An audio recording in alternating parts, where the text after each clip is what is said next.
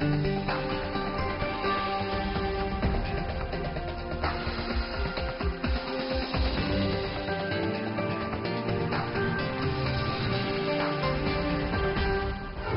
today's World Insight with Tianwei, light at the end of the tunnel for trade talks between China and the U.S.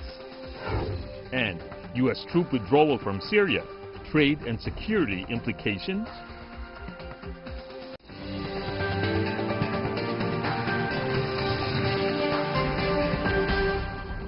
And here's our host, Tianwei.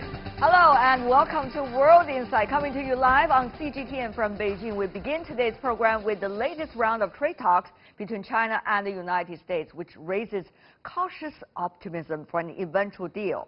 Markets were up in an immediate response to the news long awaited in the protracted trade dispute between the world's top two economies.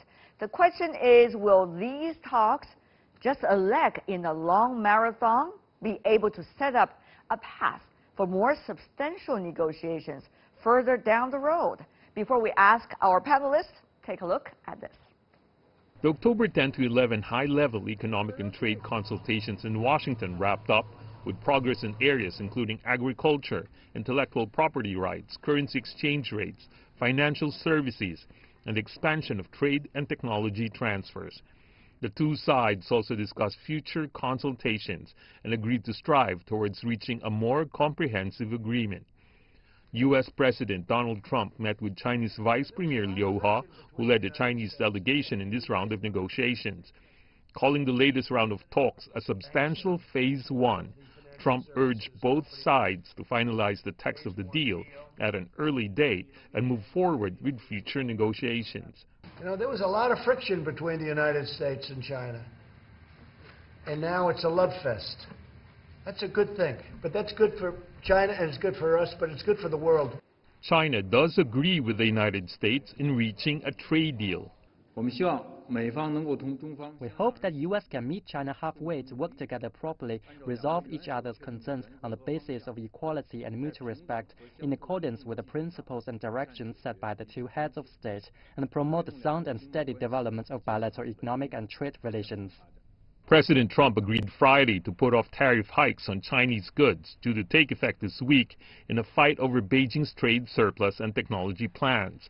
In exchange, he said China would buy American farm goods. The prices of soybeans and other agricultural products have fluctuated amid trade tensions between China and the U.S. American farmers have relied heavily on exports to China. Data shows soybean trade between the two countries was down last year by nearly $12 billion. Soybean prices have recovered since China resumed purchases of the crop from the United States. The ongoing trade war has adversely affected both economies and indeed the world. In the U.S., it is estimated average American family is $800 worse off because of the tariffs. And Europe is tipping into recession, experts say in part as a domino effect from the trade war. Could trade talks help ease tensions, or at least set up a path for more substantial negotiations further down the road?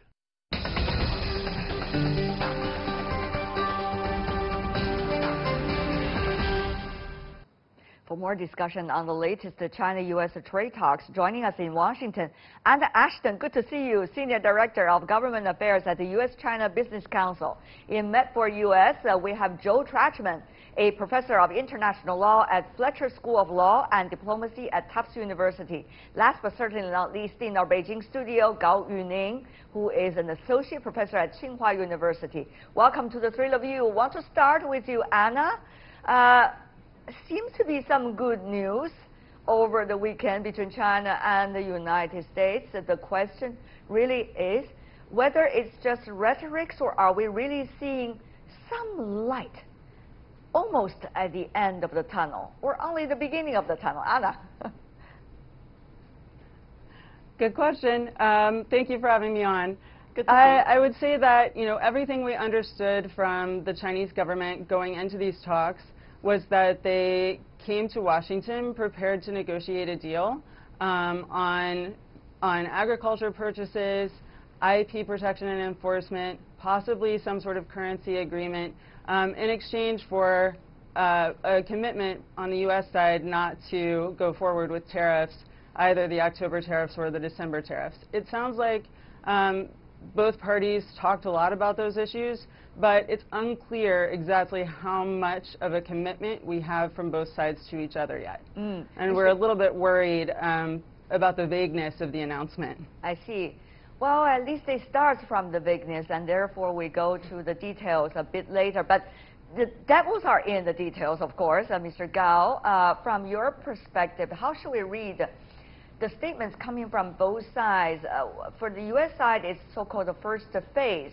However, from the Chinese side, there's a lack of a specific phrase like this. So what does that mean? I think maybe both sides use the word substantial, but actually, they did. Yeah, but actually I think from China's side is that we only think that only a written word is guaranteed. So now is only moderate talking about that. So we're still waiting for, if for the next step, we can guarantee some agreement between both sides. And that's actually the thing I think everybody is expected. But of course, it needs a lot of work, Mr. Gao. You know, written down words, that takes a lot of time and also real detailed negotiation. And people are talking about APEC, whether the two leaders will be able to sign something. Is it too early or too fast, Mr. Gao? Go ahead. I don't think it's so-called too early, but actually I think it's expected. Because at least, you know, to kick off agreement is the starting of everything. So now, let's say we have starting to agree on both sides. So that means that's a correct direction. So we both sides working to finally have agreement when the two leaders meet at Chile. But here that means we are prepared for this kind of agreement. So there are a lot of detailed work need to be done. But actually, at least we have a very good kickoff of the agreement. Professor Trachman, you've been listening to your colleagues now. What do you consider as some of the most important areas mentioned in the statements coming from both sides, even though at this point it's only sketchy? Well, it's very sketchy and it's not written. But I think the core problem is that there isn't much that is being covered by these agreements. The United States is delaying a 5% rise in already 25% tariffs on $250 billion worth of goods. It's not doing anything about the December tranche of tariffs, so it's status quo. It's not very substantial on the U.S. side. And on the Chinese side, there's apparently a commitment to purchase $40 to $50 billion worth of agricultural commodities over 2 years. But I think the Chinese side wishes to do that anyway, and it's not clear what will happen. So this is very modest, and it leaves in place a lot of trade barriers, and nothing is really addressed in important terms. But Ms. Ashton, many would say, well, it has to begin from somewhere. Should we set our expectations high for the first phase in U.S. words? Or should we have a very fundamental and basic agreement on something and be able to enjoy the lower hanging fruit so that politically it create a little bit better environment for further discussion? Our members would say that modest progress right now is still progress, and that we need a fundamental change to the way we've been interacting with each other. The constant ratcheting up of tariffs hasn't done either side any good. It hasn't brought either side really any closer to agreeing on the issues that are fundamental to the 301 investigation that the U.S.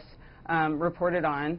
And we've ended up talking about agriculture an awful lot, and agriculture really wasn't the issue at the start of all of this. So, you know, I think that it's reasonable for there to be modest progress, such as some additional commitments on IP rights and protections, as well as some agricultural purchases in exchange for no more tariffs in October or December.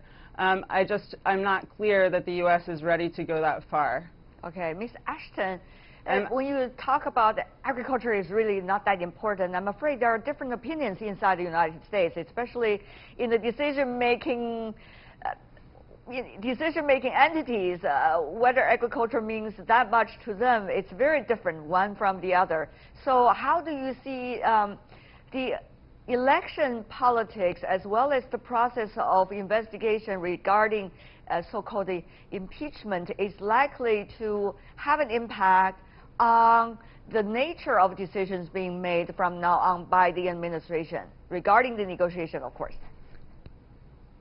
Well, let me start with agriculture is important. I didn't mean to convey that it's not. It's just that when the negotiations started, they weren't about agriculture. And the loss of sales that U.S. farmers have experienced is a result of the back and forth tariffs, not a result. It's not something that was a problem at the outset. But it is a substantial problem now. You know, like you said, soybean exports are down about 80-something%. And soybean exports, you know, 60% of U.S. soybeans previously went to China. So that's very significant for soybean farmers. And those are key constituents for the president and for the Republican Party. So certainly I think that, you know, agriculture has become a key issue in these negotiations. This is very interesting, Mr. Gao, Professor, that we see moving target. Because at the very beginning, as Ms. Ashton put it, the nature of discussion, at least from the U.S. business perspective, is not necessarily about certain areas that become the focus of both the media and the public now between the two countries in terms of economic ties. But that's what's going to happen when you have tensions being put on by both sides toward one another at different times, and when you have tariffs against each other as a result of lack of progress in the negotiations. So which means, an interesting question, are we actually further away from why we started? And will things remain that way or going even further down the road, let's just say from the very beginning until the next phase? This is a very interesting question, isn't it, Mr. Gao? I agree with that. From my perspective is that that's not a diversify of the original target. It's because we are at the phase 1, so actually we should down the most easy negotiation first. Because if you compare the two lists of China and U.S. side, actually the goods from China is quite diversified. So you can't find something that's just one thing can serve as the most important item for the phase 1. But from the U.S. side, agriculture is an ideal item for the phase 1, is clear, straight, and very good for negotiation. So I think this is actually a good start, and we actually kick off this negotiation from agriculture. I think that's a good kickoff. But at the same time, Professor Trachman, when you talk about lack of progress, but we seem to have a lot of new measures taken by the Chinese side, not necessarily related to the negotiations, at least on paper, but rather, for example, China's Securities Regulatory Commission released a time frame for removing limits to foreign stakes in futures, mutual funds, and security companies, and foreign companies could even be the full ownership of the already planned that we mentioned here. So it seems that something do not necessarily have to be reflected in the negotiation or the news released out of the negotiation, but already happening.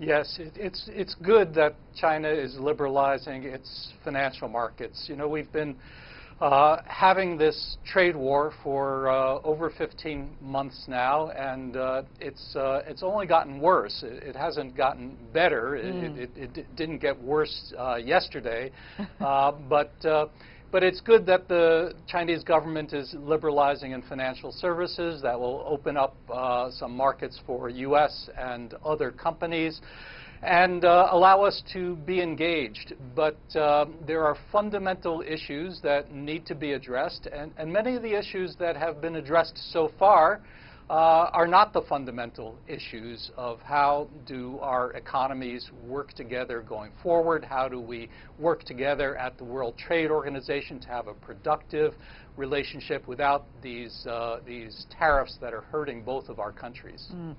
Mr. Gao, whether some of the fundamental issues regarded by Professor Trachman are exactly the fundamental issues that the negotiator coming from the U.S. side in the negotiation toward the Chinese team is an interesting question, because obviously we see quite differences among very different factors inside the United States as to what is a priority. But eventually you have to negotiate with the negotiation team, and you have to deal with the priority that they outline as the priority, Mr. Gao. Yeah. I think actually the opening up of China's financial sector is at least as equal important as trade negotiation, or even more important. Because this is maybe, you know, the biggest opportunity for foreign investors maybe during the past 3 decades, and we are now welcoming a new 3 decades. It's because, I think not only because the CSRC have these kind of new rules, but also yesterday our Prime Minister Li Keqiang has signed the new rules for the insurance company, investment banks. So this means, you know, another half of China. Because now if you go to check China's national balance sheet, that the non-financial corporation, the total asset is kind of equal to the financial companies. So kind of, I think this is the opening up of another half of China, a new China. So for all foreign investors, now they are actually standing in front of the gate of the opening up of the new China just as 3 decades ago. So I think this is a kind of a big thing for all investors. And of course, Ms. Ashton understands that pretty well.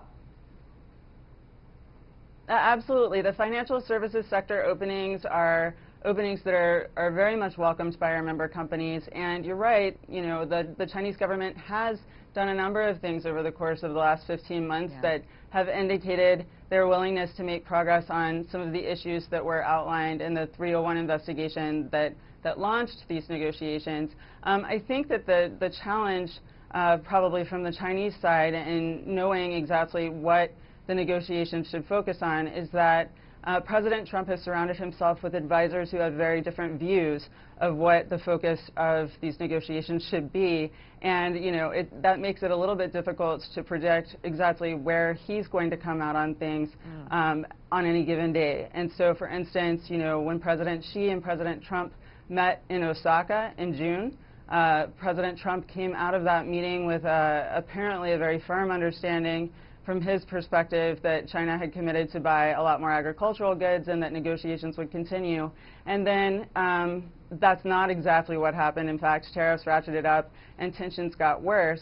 I think that was both probably a result of differences within the U.S. administration about what the deliverables should have been, and also some miscommunication between the U.S. side and the Chinese side over what agreements had actually been reached. And the fact that there is not a lot of detail yet in the announcements from either side does create a lot of uncertainty and some possibility that that kind of difference in opinion or difference in views could surface again and derail whatever meeting happens on the sidelines of APEC, and then that we could have more tariffs in December or even sooner.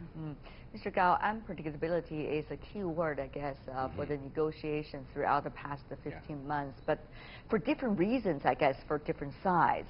For the U.S. side, it is about whether China has committed to what the U.S. believed that China would do. But for the Chinese side, it's a very different story.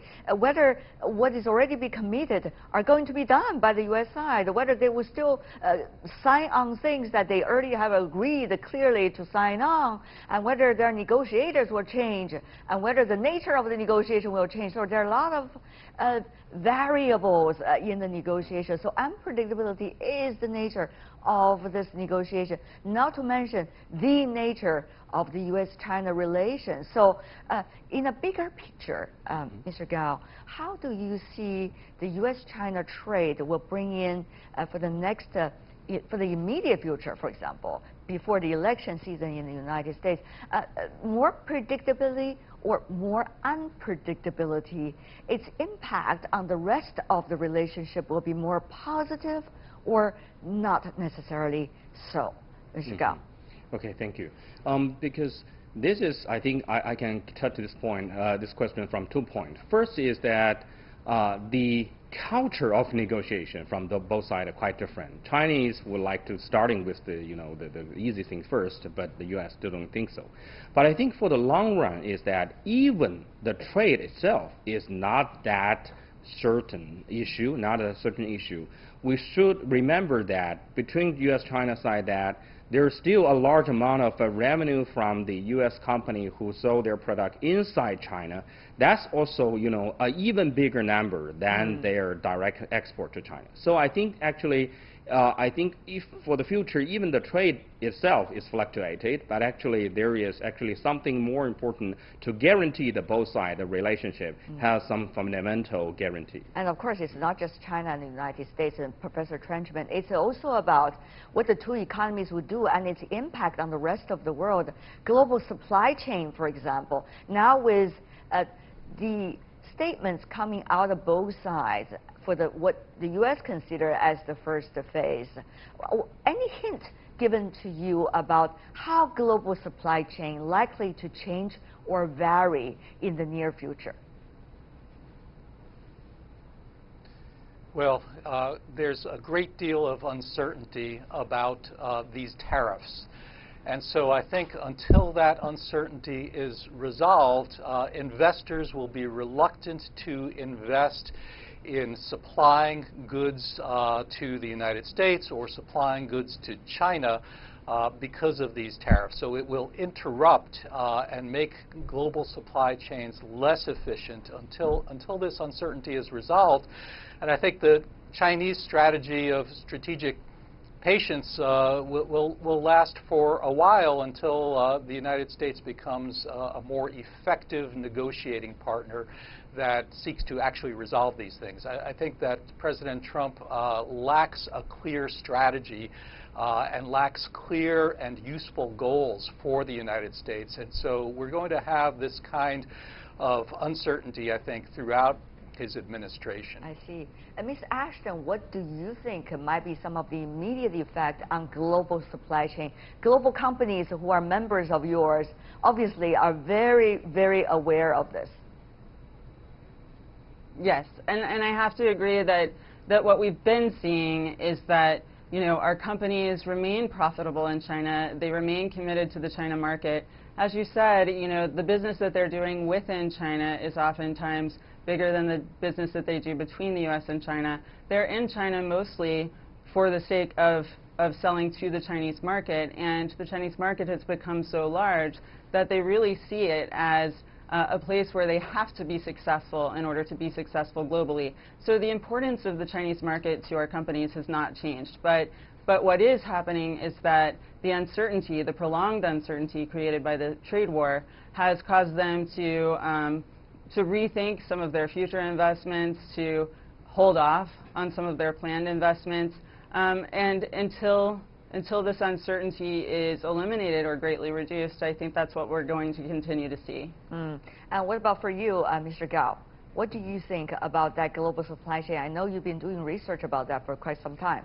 Yes, I think actually for the uncertainty about the trade negotiation, if that's a medium-term, long-term changing, I think that's a kind of okay for the multinational companies. But now we see that, for example, the policy tools of the entity list and something like that actually sees the global supply chain certainly, and that actually no multinational company can actually carry that kind of a sudden change. So I think for the U.S. and China, we serve as the largest and second largest economy of the world. We actually have the responsibility to guarantee the global supply chain are not suddenly stopped, and to guarantee that the multinational companies can have a trusted environment. Well, at least that's what we wish for. But for now, I want to thank the three of you for joining us for this discussion, for the analysis of the latest round of negotiation between China and the United States. Anna Ashton, Joe Trenchman, and Gao Yuning. Really appreciate it. Thank you. And you're watching World Insight with me, Tian Wei. Still to come on our program. U.S. troop withdrawal from Syria. What are the trade and security implications? We'll ask our panelists right after this break.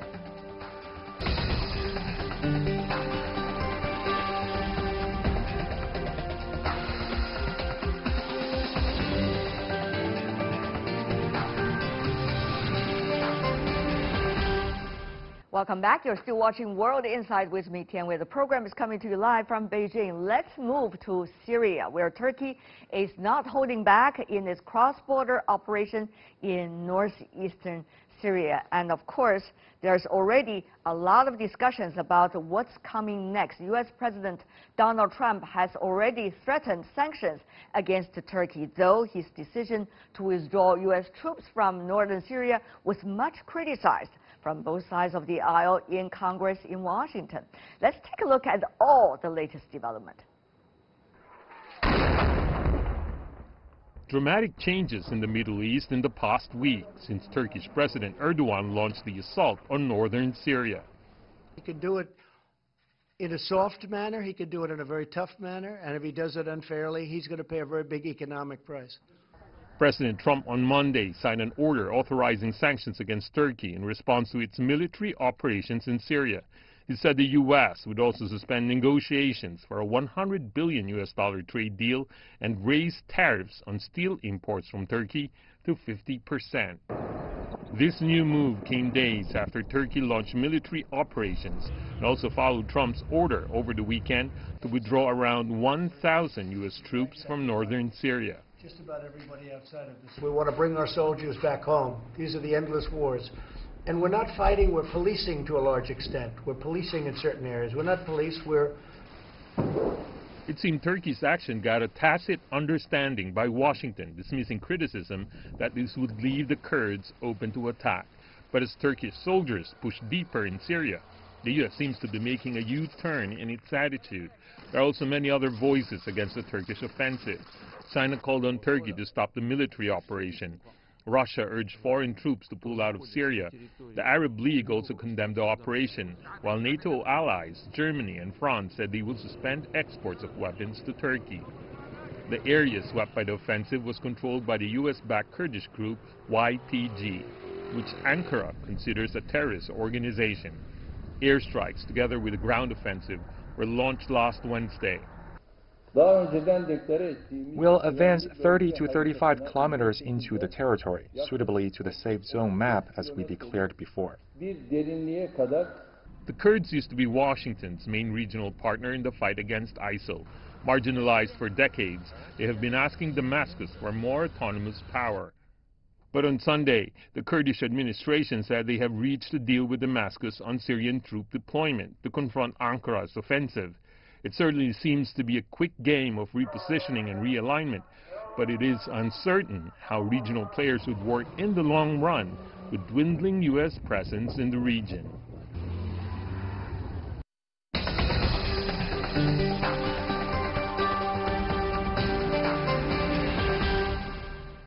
And on the withdrawal of U.S. troops from Syria, let's loop in our panelists.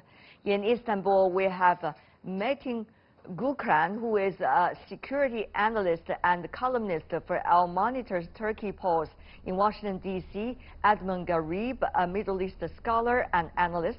Last but not least, in Boston, Dr. Jim Walsh, Senior Research Associate at MIT's Security Studies Program. Gentlemen, welcome to the program. Very complicated over there.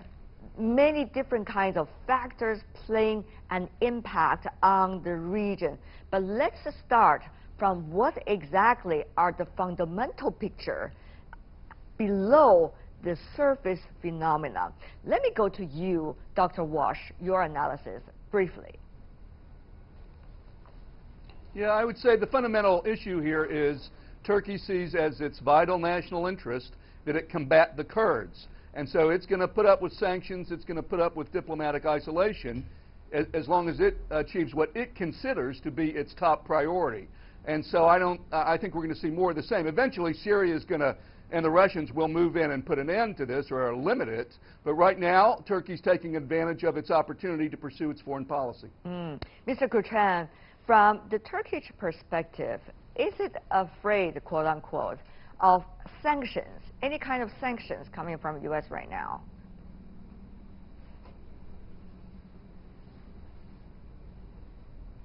Yeah, I mean, this is the 7th day of the operation, and around 1/5 of area Ankara intended to control has been right now under the full control of Turkish military and Turkey-backed Sunni armed groups.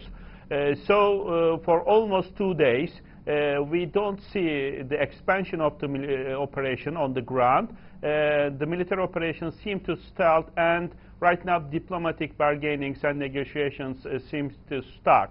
And then, as you said, Mr. Trump, the U.S. president, he implied that, he emphasized that he does not want to militarily confront with Turkey's military operation in Syria, but he said that economically and diplomatically, I am not supporting this operation, and I will be the one trying to stop Turkish military's expansion in the northeast of Syria. So sanction threat is real, and then as far as I see, more sanctions are on the way, coming. I see.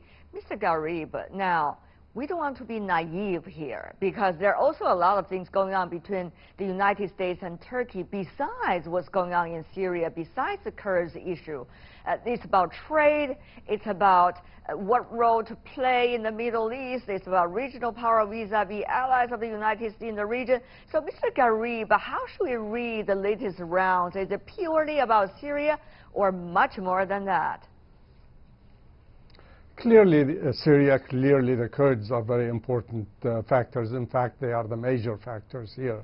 Nevertheless, there are a lot of other aspects, there are a lot of other issues involved. As you pointed out, there's, first of all, the tensions that have existed between the United States and Turkey over a number of issues over the past few years, whether it was over the Gulen, the handing over of Gulen, who the Turkish government accused of trying to overthrow the government, or whether it was the arrest of some Americans who were working for the U.S. And Turks working for the U.S. Diplomatic posts in Turkey, or whether it had to do with the conflict over Cyprus and you know, the search for oil and gas with Greece and Turkey.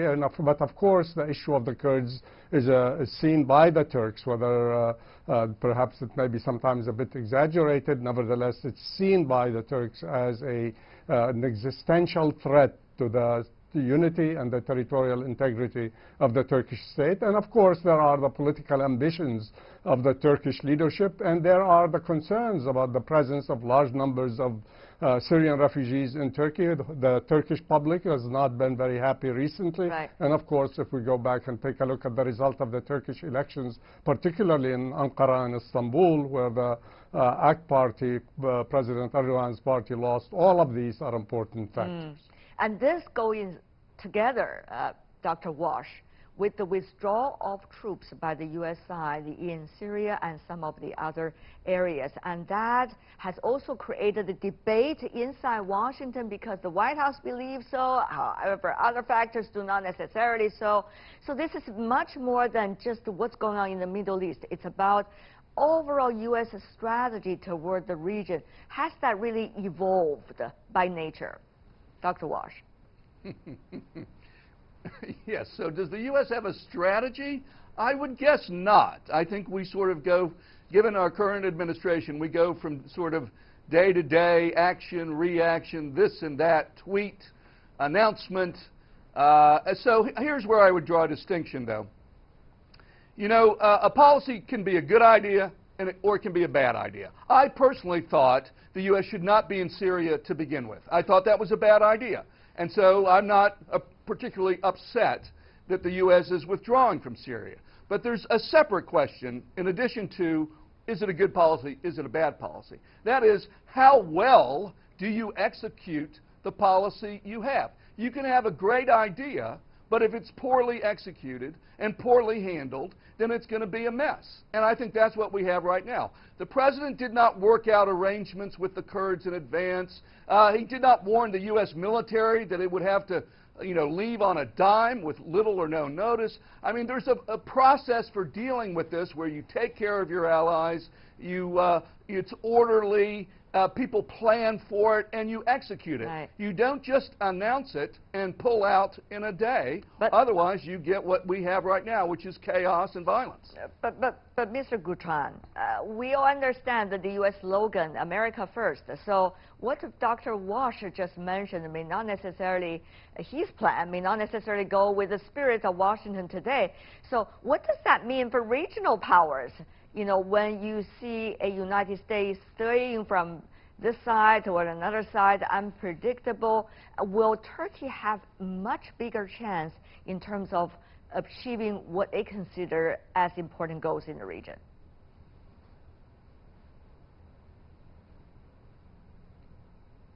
Yeah, that's right. I mean, fully agreeing to Mr. Walsh. I mean, it's in fact a debate within the U.S. I mean, it's a domestic politics related debate.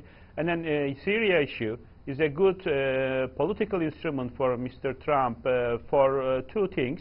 First, to attack Obama administration, and then he is saying that these are the problems that I inherited from Obama administration. And the second time, this is a good political instrument for him, like an kind of instrument for domestic political consumption to directly attack the establishment or security bureaucracy in the state. So right now we can't talk about the U.S. having a strategy or policy about Syria.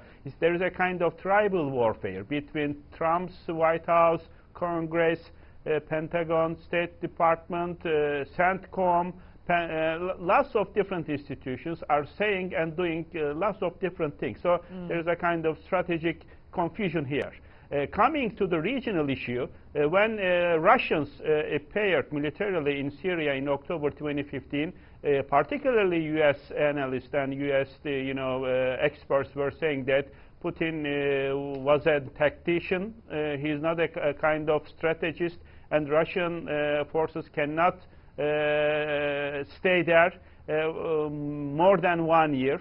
But right now, after all these debates on the U.S. side of the story, we see that Mr. Putin and Russia has been emerging as the new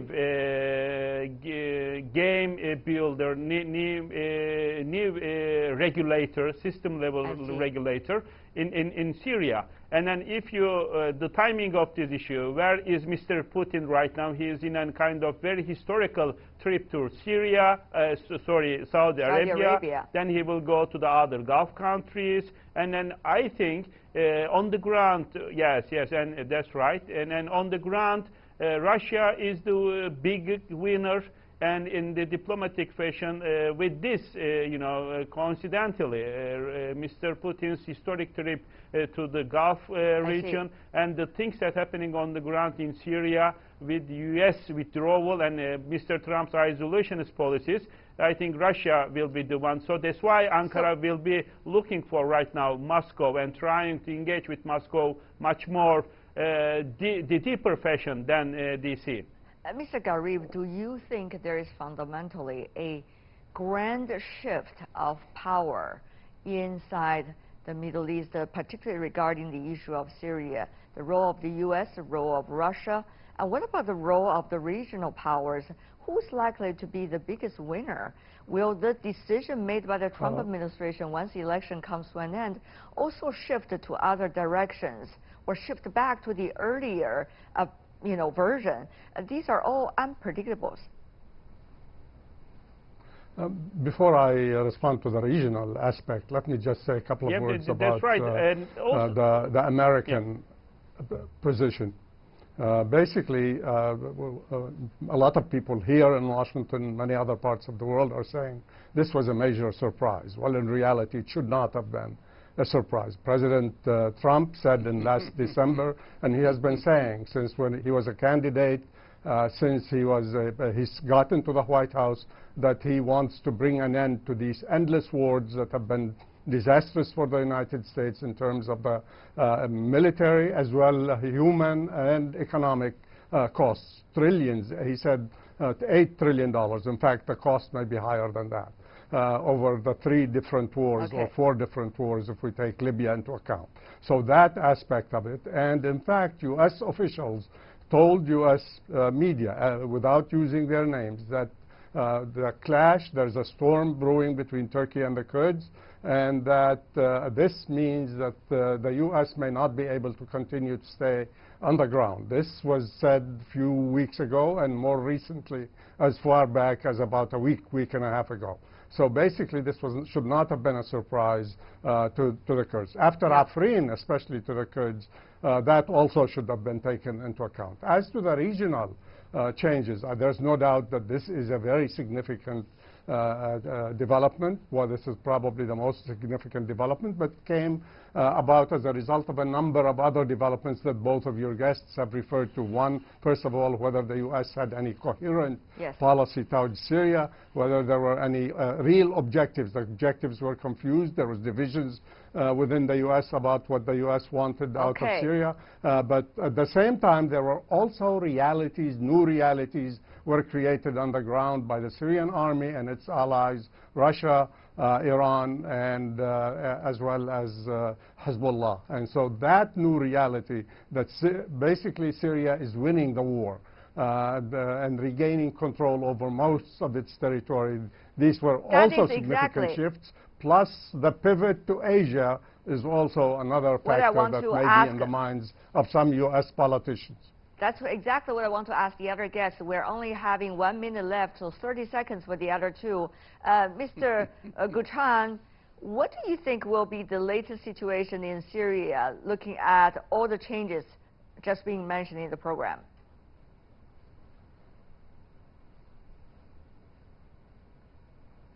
Right now, diplomatic bargainings, and Russia and Mr. Putin will have the last say. Particularly, airspace dominance is extremely important. You know, if you want to militarily operate in north of Syria, then you should have an absolute airspace dominance. And the thing that I'm waiting is whether U.S. Air Force is going to withdraw from northeast of Syria. And I say that if U.S. Air Force withdraw from northeast of Syria, then it's impossible for U.S. Air Force to keep their airspace dominance in Iraq. So there will be a kind of... So, Mr. Walsh, we have 30 seconds left for you as well. 30 seconds for everybody. Mr. Walsh, go ahead. Yeah, well, I think in the near term, it's going to be messy. The Kurds are going to take the biggest hit here. They're going to have to, obviously they're dealing with Syria, but in the medium term, that's going to find an equilibrium. It's going to, settle up. The Turks and the Syrians aren't going to continue to fight each other if they fight each other at all. So we'll get some stability. I think the long term, the question that we have not raised here that I cannot answer is, what about NATO? What about Turkey and NATO? That's the longer term issue that this may have an impact on as this works itself out. Thank you very much for the three of you. We're really running out of time. Jim Walsh, Edmond Garib, and Metin Guchan. Really appreciate it. Thank you. And that is all the time we have for today. If you'd like to see more, try to find us World Insight CGTN into our search engine or check out our YouTube channel. Follow us on Twitter, Facebook. From me, Tian Wei, and everybody on the World Insight team, thanks for watching. Tune in again next time for more insights across China and around the world. Good night.